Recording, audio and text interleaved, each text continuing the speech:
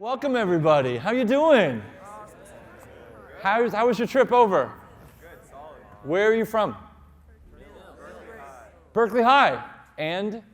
Millbrae, Mills High School. Wonderful, wonderful. Are you guys excited for an amazing day? Yeah. Do you know what's going to happen today? Do you have any idea what the program is? Did you kind of look it up or anything? Not so much.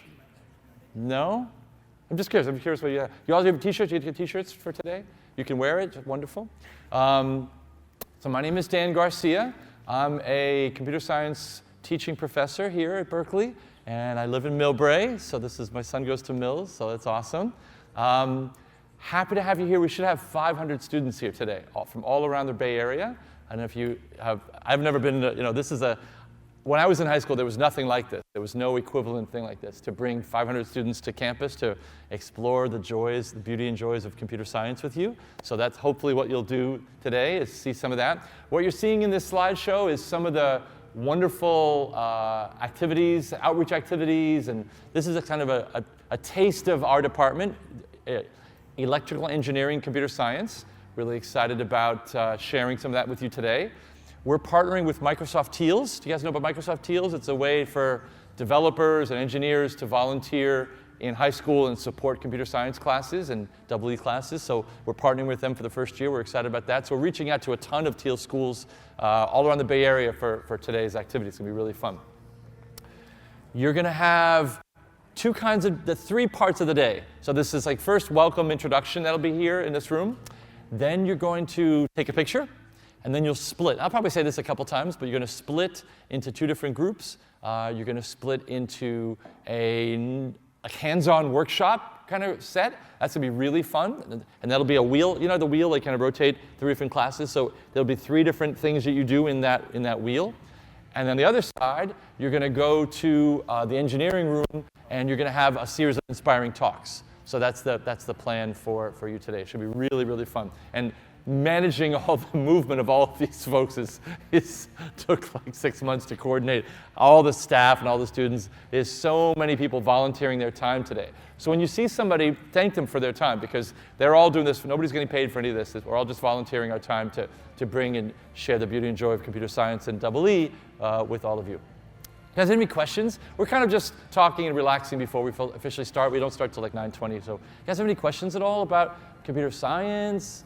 You have any thoughts about, how about this? How many of you think you want to be, for your career, this is like after high school, after college, have computer science be something you want to be involved with? Not necessarily you have to do only computer science. It can be computer science and maybe something else.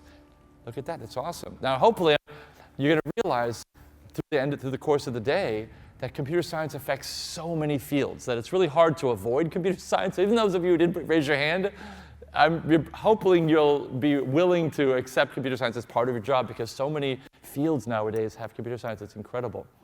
The things we can do now are just really, really exciting with computer science. Not just working for the big companies, not just working for the Facebooks and Googles and Apples of the world, but also data science. Data science is so relevant to so many folks, thinking about data in what you do. Think of a field, farming. Let's just throw a random field out, farming, okay? Farming. You say, like, where's the computers in there? Well, there's analysis of how, if you're a farmer, you have to have your cows create milk. And so you often will look on databases and you'll figure out how to breed your cows to get the most milk out of that. So all of that is data science, to think about how are you choosing who to breed with whom to be able to get the best milking cows.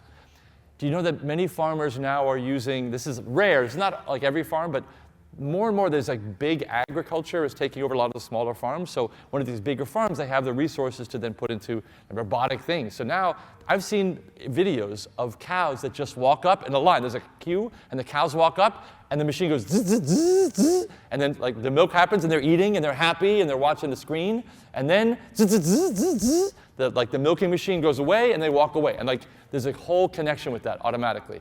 I've also seen videos of tractors driven autonomously. Unbelievable. So think about all the miles and miles and acres of farmland that they have to then process and plant and all those things. Autonomously, your tractors are doing the right thing. That's incredible. I've also seen, and all using GPS to be able to do the right thing and turn. It's just boring to drive up and down, plowing or dropping seeds in or spreading manure. All those things are now done autonomously, some of these higher end farms. I've also seen the idea, imagine looking into the growth of particular small plants. And so what they do is they drive over it. They're not actually touching this, but the wheels are here. And then on top of it is a camera that is recording the ID number of each individual plant and how the quality that's growing. And maybe in one part of the field, it's a little drier for whatever reason, for the water below the surface. And so then they'll actually dedicate isolated either water or minerals or anything they're doing to kind of sprinkle some grow fertilizer into each individual plant is done individually. So when I saw that, I was like, are you kidding me? Every single plant is ID'd, and as they drive over it, they're kind of able to work with that. Incredible. So even farming has computer science as part of that. Pretty exciting. Good stuff. How long was your commute today? Millbrae is about an hour-ish away. Probably got up at 5 a.m. How early did you guys get up to get here? Early. 6? 6, right? Pretty painful. How about the folks at Berkeley? Not too bad? Like 10 minutes. Like 10 minutes ago. Like basically you just got here. I woke up about 10 minutes ago to get here. Perfect. Wonderful. Tell me the classes you're taking there. So Mills, tell me the class you guys are coming from. AP Computer Science. AP-CSA? Is this the AP-CSA Java class? Yeah. And it's also the Principles of Computer Science. Also Principles of Computer Science class? Wonderful. What language are you learning in Principles of Computer Science class? Snap. You know where Snap was invented? Berkeley. Awesome. That's our team. That's my team, actually. I teach the beauty and joy of computing, and Snap is part of the stuff we do there. Berkeley, are you folks also in the BJC class? Are you for AP-CSA, or what class are you guys from? You have a couple different ones? Yeah. What's the Berkeley class? AP Computer Science A? And IB Computer Science. IB Computer Science. Interesting. Is that also Java, or is that a different language? JavaScript. Oh, well, so it's a couple different things together. Excellent. Awesome. So you guys done a lot of programming. Okay. Wonderful. Yeah, so some of the things we're going to show you today, we have to do a day that's kind of open to everybody. So some of you may say, like, well, I've seen this before, and just bear with us if you've seen some of the things before. But if it's new, hopefully most of it will be new to you. But if you have seen it before, like, just bear with us, because other students in other classes haven't seen that before. That's awesome. Have you been to Cal before? Has anybody been to Cal? I mean, Berkeley, obviously, because you guys, like, do you guys walk on campus ever? You're right there. It's like your backyard. Okay. How about Mills? You guys ever been to Berkeley before? You know, I want to put a plug in your ear. I would love you to return back to campus. April, I think it's, who knows, Michael, do you remember, Mike, April 18th, is it this year? We have something called Cal Day. And Cal Day is a chance for, this is what this day is about. This is TEALS EECS Education Day. So this is a chance to open up mostly our EECS department to everybody. But in Cal Day, we open up the entire campus. So the entire campus is open. Every single class, every single kind of big classroom opens up, and you can go have, what are the top 5 things? You can see our T-Rex. You can go, the entomology department opens their stuff up, and you can have big spiders crawling on your arm. Mostly it's basically sharing the wonders and all of the research that's really accessible. So it's almost like the Exploratorium, where there are all these really exciting activities you can do. So the physics department does all these wonderful zaps with you've seen the physics show is a thing you can go see, and so they'll have these physics demos with things exploding and things. It's really wonderful. So come back, and by the way, we do a lot of things in the computer science department. So come back in April, did you get the date? I was right, April 18th. So come back to campus with your families. Usually it's kind of a family, so it's on a Saturday. So come back with your families on April 18th to have a really great experience to be able to share that with you. And P.S., mostly it's for incoming freshmen, but it's open to the world. So anybody who hears about this can jump in, be part of that. And there's like free food and demos, and you can play chess against some chess master and some. We're trying to show off all the interesting courses you can take. And one of the things about Berkeley that's exciting is you can have a student-led course. So you can have courses that students, other undergraduates, teach other undergraduates. And one of them is how to play chess well. So they'll have some chess masters that are UC Berkeley students, and they learn there. So there's just a lot of exciting things for all ages. Actually, what's really nice about it is all ages. So you can come, and folks who are, even your like younger brothers and sisters or cousins can come. So it's like activity for like 5 to gray is what we say. So everybody can enjoy themselves there. Wonderful. Well, we're just kind of stalling as we're waiting for more schools to show up. They're supposed to show up at 8:30, And it's now 9:10, and that's what we got. So we're working with that. But thank you, folks, for time. Wonderful. I'll let you enjoy the slideshow, and I'll go check with the folks at the front to see how they're doing. Perfect. All right. So some of you are learning in a text-based language, and some of you are learning in a blocks-based language. I want to know your opinion. This is just kind of a throwing it out there. What do you think of the power of those two different languages? Which is more powerful than the other? I'm hearing text in the back. Does anybody argue for blocks being more powerful? Which do you think is easy to learn? How about that? Blocks, right? Have any of you had trouble learning the text languages? Because some folks can't type so well. You get typos. With the blocks language, you don't get typos. You guys know that? You have all the list of the commands are right there on the side. You don't have to worry about that, right? So that's pretty cool. Turns out that they're exactly the same. So there's something called Turing equivalency of languages, and as long as you can simulate what's called a universal Turing machine, which means you can simulate this tape, like imagine a reel-to-reel tape that you can write ones and zeros on and move it left and right. As long as you can simulate that on some input, then you're equally powerful to every other language. And those two block languages and text languages are both Turing equivalent. So that means that there is no winner. And it also means, it's kind of cool, Turing proved this, that anybody who can simulate a universal Turing machine, this kind of tape to tape that you're writing in ones and zeros and running it on some input, anybody who can simulate that is as powerful as every other language. So what's cool is someone comes to you and says, oh, I made this new language. It's now 10 times more powerful than the last. You say, no, my languages were already Turing equivalent. Therefore, the new one can't be any more or less powerful. So it's kind of neat that you have this idea of equal power. You can do anything with a blocks language as you can with a text language as long as they're both Turing equivalent, which is pretty cool. So we just have another school coming in, is that right? Yes. Where are you guys from? Where are the folks who just arrived from? Yerba Buena. What's the school name?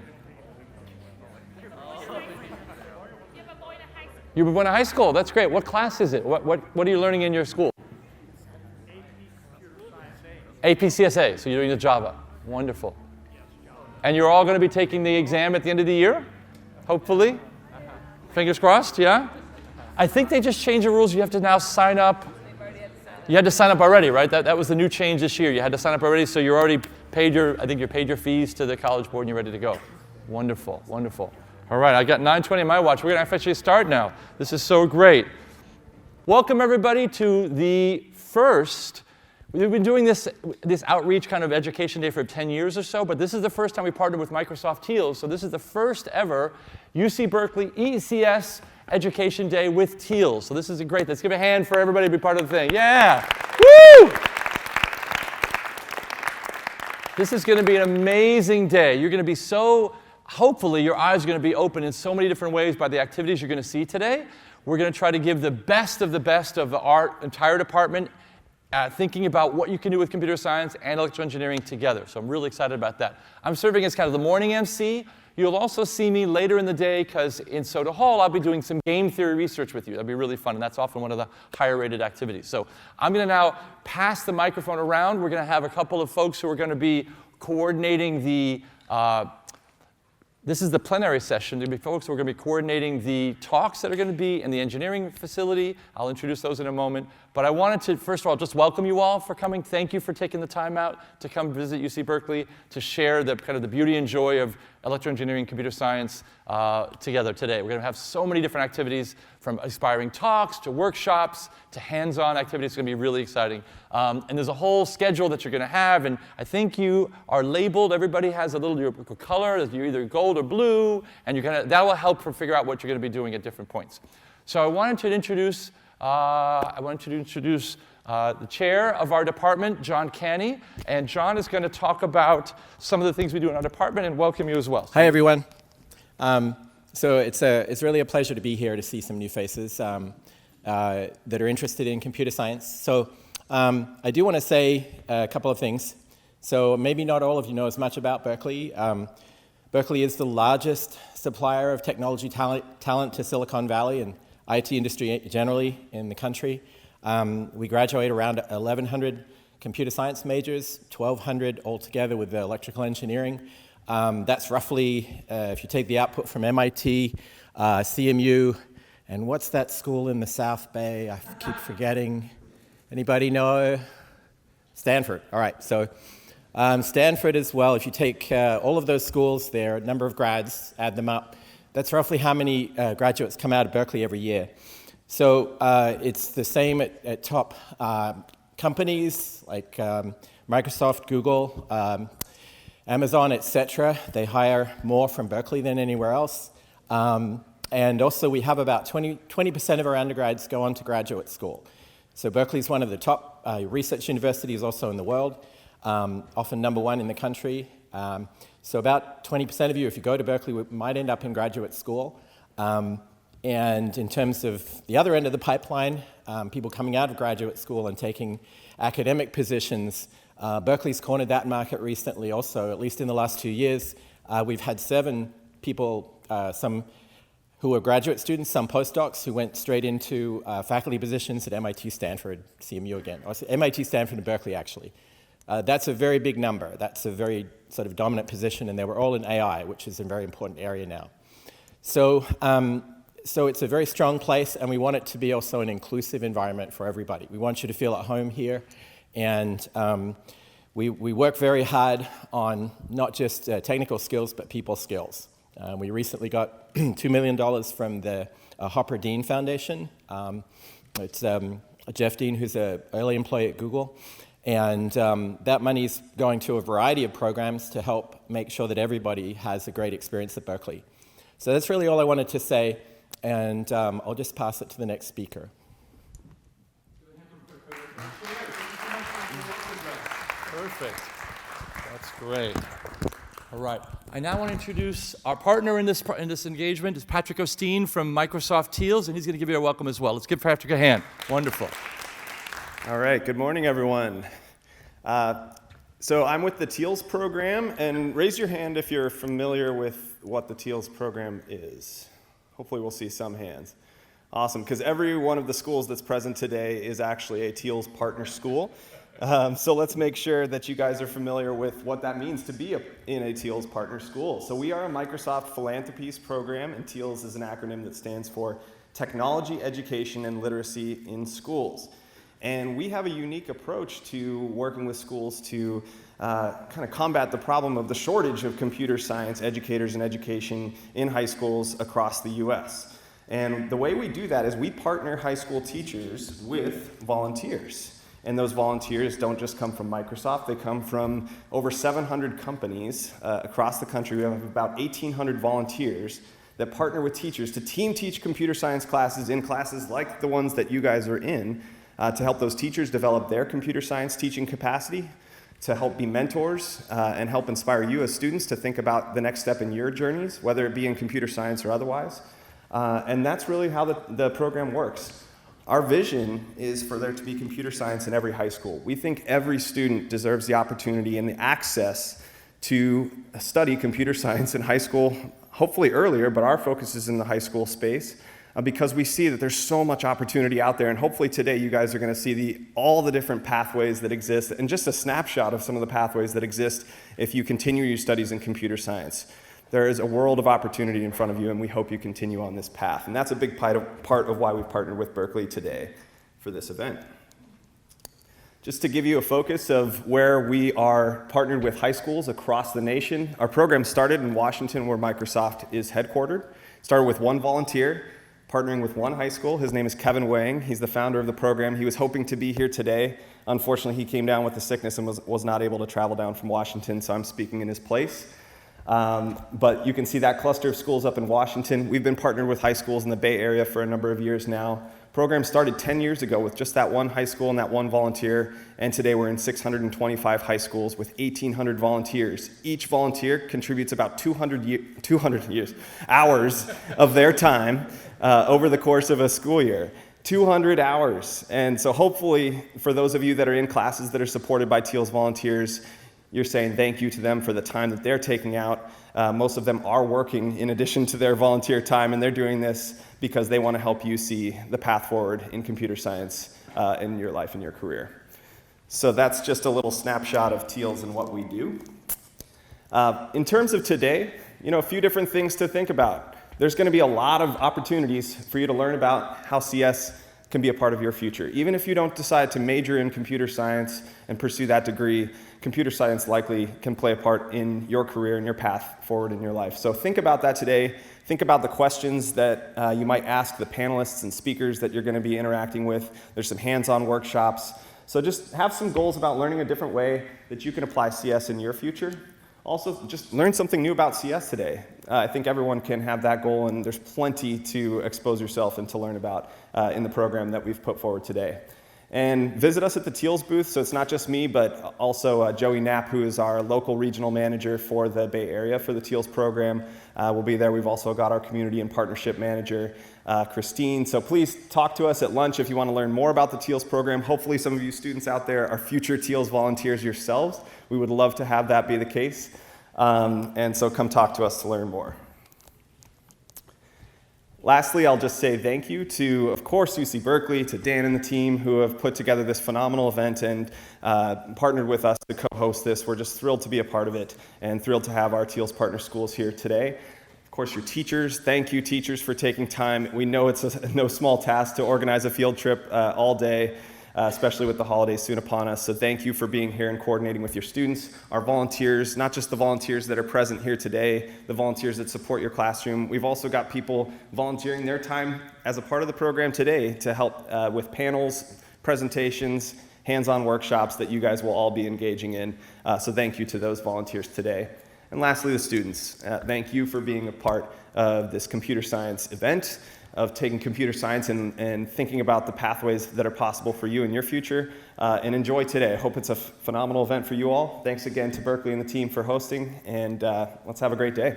Right. So we got a new school just came in. Where are you guys from? Westmont. Welcome, Westmont. What class are you learning there? Is it APCSA? Or CS? Beautiful. Discoveries. Perfect. That's so exciting. All right, well, I'm really happy. This is starting to fill up. This is really great. I know a lot of traffic for folks who are coming farther away. By the way, I'm such a fan of the TEALS program. I've been advocating. I go around the country giving talks at different conferences, and I've been talking about how great TEALS has been for almost as many years, as many years as you've been around. Obviously, for about almost 10 years, I've been talking about the TEALS. And at some point, I've known Kevin for many, many years. Kevin's a Berkeley person as well. So Kevin said, Dan, you should think about volunteering. And I had a sabbatical, and so I said, let me do that. So I was a TEALS volunteer myself for a whole year. I had the greatest experience teaching my class, BJC, Beauty and Joy of Computing, at San Mateo High, and I had a wonderful experience teaching. And I learned so much. I learned that high school teachers are incredible. I learned much more. I knew they were incredible, but I learned that they are really, really incredible. And were so much better than me at kind of small classroom management things. It was really great. So I had a great experience working with TEALS. So let's keep this rolling. We want to introduce Lisa Pruitt, who's the Associate Dean for the College of Engineering, and Lisa has some words for you. Let's give Lisa a hand. Woo! Thank you. Okay. You're all set. So welcome. I've actually been on the Berkeley campus for 26 years, hired straight out of kindergarten. I found my way into engineering in a kind of roundabout way. My father was an aerospace engineer, felt that engineering was the way to go, and I thought, no way, Dad. I'm going to med school. So we compromised, and I started in chemical engineering because I thought, all the same chemistry courses as a pre-med major, this will be my path to med school. And then I took a course with a professor who just changed my life. And I fell in love with that topic, which was, at that time, metallurgy. But then, because of that, he drew me into all the graduate courses that were offered in that department. And here I was, a sophomore, being invited to take graduate courses. And so he believed in me before I could even believe in myself. And so I just kept following that passion, and I kept taking those courses. And then before I knew it, I had 2 undergraduate research experiences, one on surface characterization of semiconductors, and the other looking at how things fail for the Apache helicopter for the Army Research Laboratory. And then that weaved me into wanting to go to grad school. And then I almost forgot about med school. So there's a bit of an irony in that when I was hired at Cal, I was a fraction mechanician, studying how things broke, how things break. And we had done a case study of why things break in the body. And so when I came to Berkeley and set up my lab, the students kept reaching out and saying, can we do more of that work? the work where you look at things and how they behave in the body and why they maybe don't do as well as they should. And that set the stage for my whole research trajectory. And so now we work on all the devices that go in and support loads in the body, in the spine, in the hip, the knee, shoulder. And we work at the cross-section of material science, mechanical engineering, bioengineering, and clinical sciences. So where's the computer science in all this? Everything we do behind all of our experiments requires programming, coding, data analysis. And so even though my engineering specialties are not in computer science, there's not a day that goes by for which we're not managing data, or we're not having to think about how we're going to program something to maybe simulate an activity in the body. And so over my trajectory here at Cal, I've really grown to love teaching and mentoring and the students. And part of what brought me into the dean's office was that passion.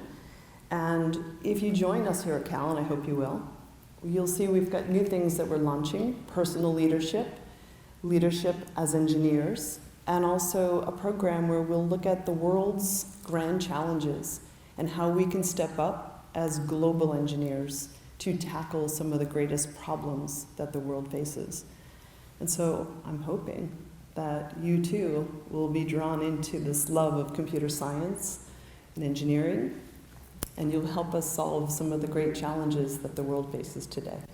So welcome and have a wonderful day here on the campus. It's a beautiful campus. You'll have wonderful people to speak with. So thank you. Thank you so much. Wonderful. Thank you for those inspiring words. Wonderful. So as I mentioned, today you're going to be split into two groups, the blue and the gold, and one group is going to have inspiring talks all morning. The other group is going to have hands-on activities. The inspiring talks all morning are going to be emceed by two amazing graduate students who have, again, volunteered their time to give them to you today. The first is Marquita Ellis, and Marquita's going to give a little introduction to yourself. Let's give Marquita a hand. Wonderful. My name is Marquita Ellis. I'm a PhD candidate in computer science here, and I'm going to tell you a little bit about myself so I can tell you how exciting I think it is to be in your shoes today. So I grew up in Idaho, which, contrary to popular belief, does exist. And if you get bored today, I give you permission, and you probably need secondary permission from your teachers to go look at this BuzzFeed. And the views and opinions therein do not express the University of California or Microsoft or anybody associated with the events today in any way.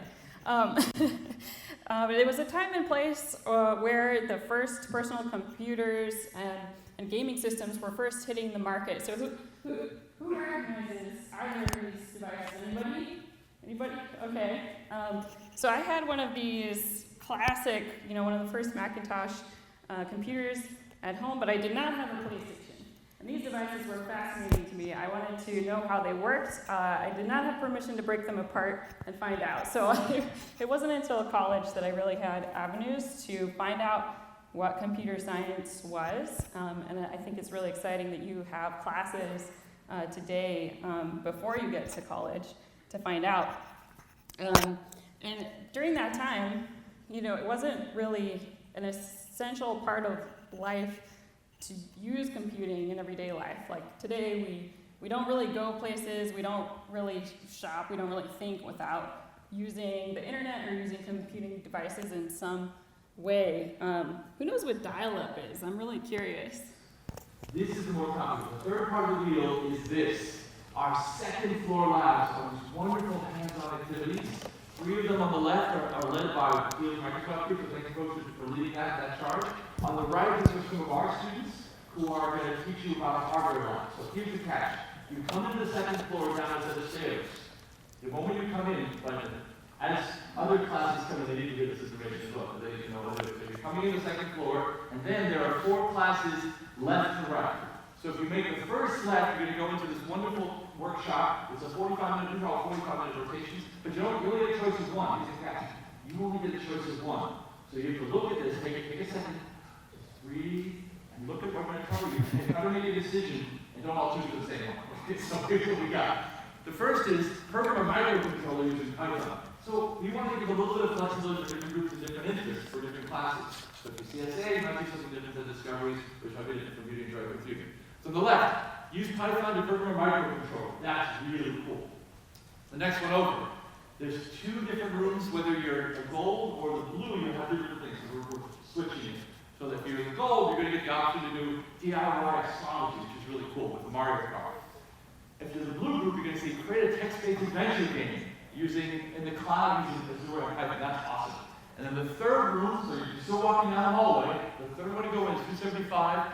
Make a Harry Potter wand using blocks-based code, and that's going to be really cool. So do that one. And then finally, 277 is a hardware lab, and that's where you get to play with 3D printers. So in that lab, you walk in and you have to kind of make a choice within that lab which of those three you want. So it's kind of two choices if you go to that. One, you choose the hardware lab, and then when you get in, you can choose which of the stations to be in, and then you're locked at the station for the whole 45 minutes.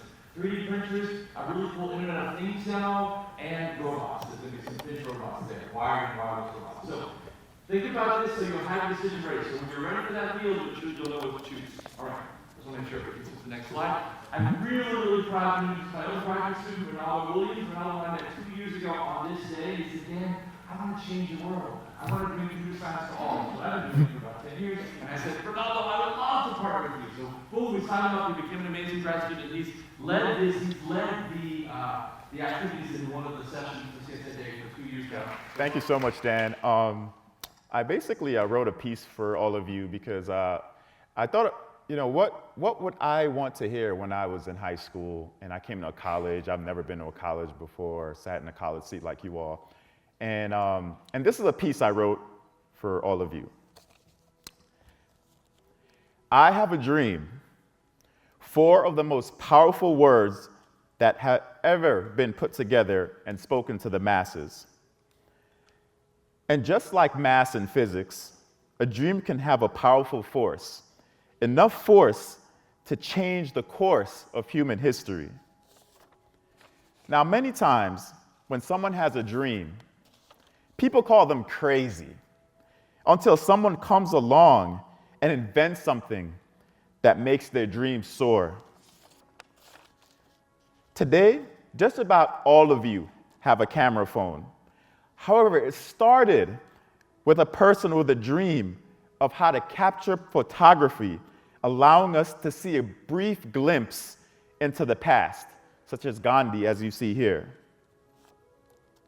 Many people know about the 8 planets in our solar system.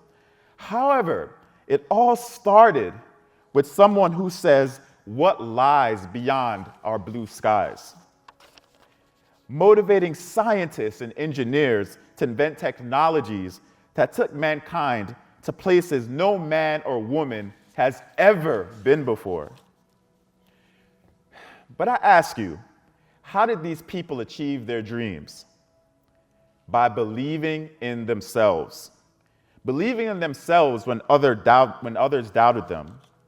Because a person with a dream is unstoppable, striding through limitations and achieving the impossible, like Roger Bannister that you see here. He was the first person to break the 4-minute mile. The inventor, the scientist, the mathematician, the professors, the teachers are all intrigued by the dream, intrigued by hypotheses, energized by discoveries, inspired by the complex, empowered by their experiments, and purposeful about their impact. And so the thing that many of you need to achieve your dream is imagination. Imagination. Imagination. Imagining ways to improve that has already been created. Imagining ways to improve that has already been created. Even if it means studying for hours, reading, writing, so that you can acquire the knowledge you need to create that which has not yet been created. Imagination to see clearly, because sometimes a dream doesn't choose you. So sometimes you don't choose a dream chooses you. A dream chooses you. It's not a loud shout sometimes, my friends. It's a soft whisper that speaks to you and says, I choose you. It could be an idea, an invention, a discovery, a new way of teaching, a new way of thinking about life, a new way of treating people kindly.